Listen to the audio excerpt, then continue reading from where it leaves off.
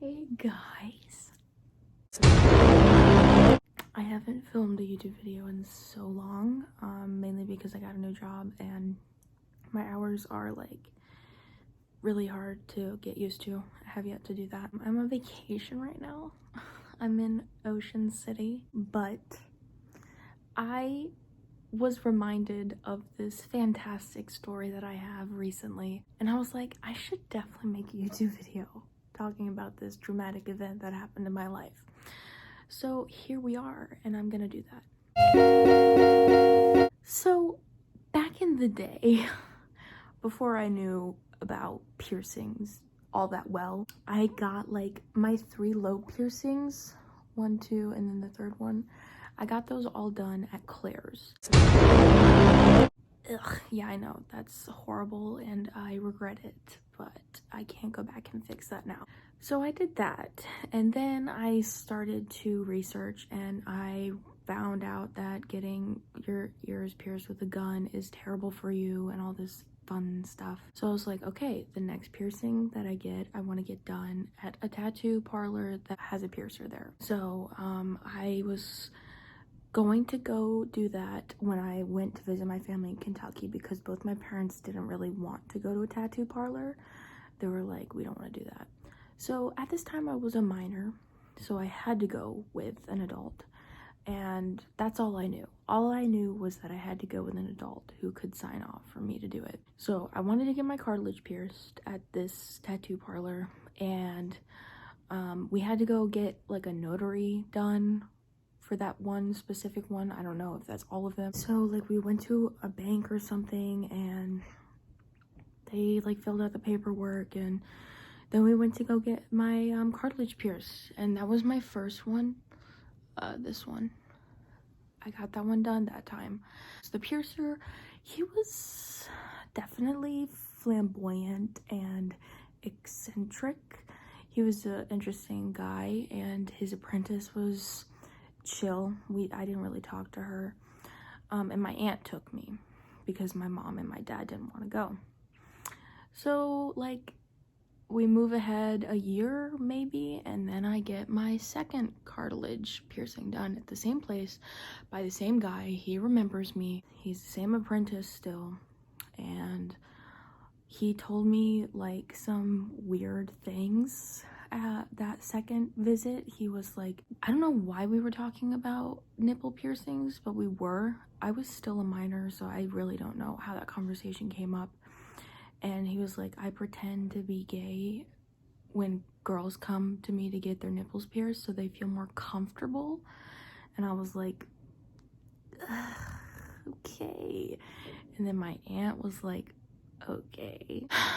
That was a red flag that I didn't realize was a red flag until recently, unfortunately. Skip ahead a little while. I go back, this time with my mom, because my aunt can't do it. So me and my mom go there, and it's the same guy. He remembers me, and we're talking, and somehow it comes up that my aunt was the one who brought me, and he starts freaking the fuck out. He was like going off. He was like, I could lose my job over this. You lied to me. I trusted you. All this stuff. He's like, didn't you get like a notary and all that stuff? And his apprentice was like, yeah, they don't really give a shit about that. They don't check that shit. And he was like, I have someone come in here and check my records and I could get fired, and this is technically statutory rape. And I was like, what? And he's like, yeah, because I inserted an object through your body.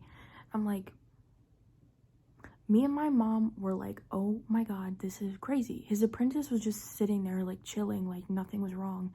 And he's like freaking out. He's like, I can't believe you lied to me. I trusted you. You're so dishonest. And I'm like, first of all, I had no idea that it had to be your parent.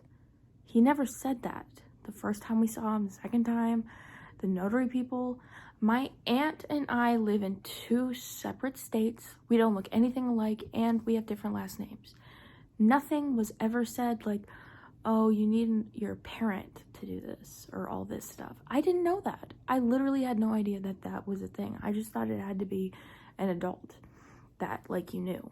I didn't know it had to be a parent. I guess now that I think about it, yeah, it should be a parent or a guardian, but like my aunt could have, I don't know. It was like a really weird situation, and I vowed that day not to get any more piercings until I turned 18, so I didn't have to have a parent to like be there or anything. And I didn't. I literally didn't get another piercing until I was 18, and I got my nose pierced. I've never seen that guy again. I never will. I never want to. Horrifying experience and traumatic experience.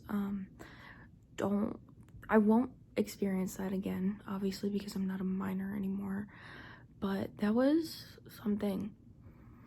My mom was like freaked out for like a long time after that, and me too. Like, I didn't want to. It was just a bad time. And I told my friend, and she's like, what the fuck, man? I don't know. It was not a great moment in my life.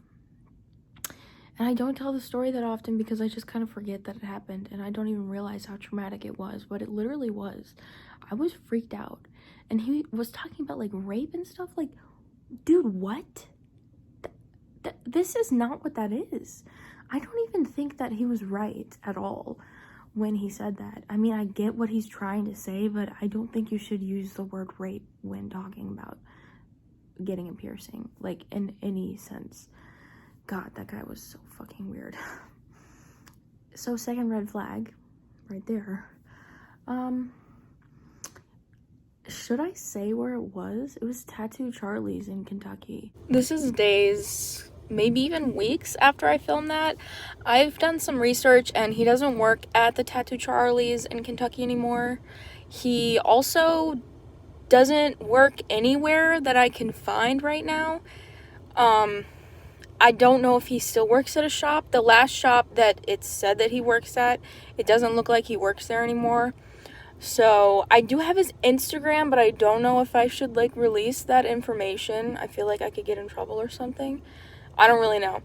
But he goes by Moy, M-O-Y. So if you ever meet a piercer and his name is Moy, just be careful. He's a very skinny white dude with like face tattoos and a bunch of piercings. So be careful if you ever encounter a piercer named Moy, because it might be him. Fuck that guy. If he sees this, fuck you. You traumatized me, and you're fucking weird. So yeah, he's like the only piercer. I don't know, he was like the only piercer through the week or something, because he was like, I don't feel comfortable piercing you ever again, so if you want another piercing from this specific piercing shop, you're gonna have to wait until our other piercer comes in, like, on the weekend. And I was like, you don't feel comfortable piercing me? Okay, well, I don't feel comfortable having you pierce me ever again. Ooh. Anyway, that's the end of the really fun story. Sorry I haven't been uploading like ever. It's just because my life is freaking crazy right now. But yeah. Alright, so that's everything that I wanted to say. Don't like, don't subscribe, and hopefully I'll see you soon.